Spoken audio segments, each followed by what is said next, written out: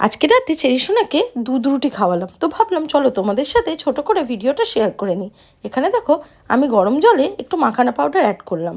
হ্যাঁ, আমি একটু মাখানা পাউডার দিই যাতে রুটি দেওয়ার সাথে সাথে একটু পুষ্টিগুণও বজায় থাকে।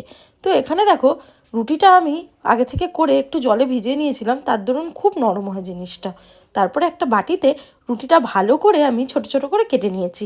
ওখানে মাখানা পাউডার করা যে জলটা, আমি মাখানাটা যেহেতু আগে থেকে গুঁড়ো করে রাখি আমার অসুবিধা হয় না, ওটা এই রুটির মধ্যে আমি ঢেলে দেবো। তারপরে আমি এতে একটু মিল্ক পাউডার অ্যাড করেছি, মানে ফর্মুলা মিল্ক। তোমরা বাচ্চাদের যদি গরুর দুধ দিয়ে থাকো তো সেটা দিতে পারো। এরপর এভাবেই আস্তে কিছুক্ষণ ভিজতে রেখে দেবো। তারপরে দেখবো কিছুক্ষণ বাদেই রুটিটা খুব সফট হয়ে যায়। তারপরে আমি এইভাবে মেখে খাইয়ে দিলাম চেরিসোনাকে। দেখেছো এটা এত সুন্দর হয়েছে, ব্যাটারটা খুব ভালোভাবে বাচ্চাদের খাওয়ানো হয়ে যায়। আর মাখানা পাউডার দেওয়ার ফলে এটা খুব পুষ্টিগুণসম্মতও হয়।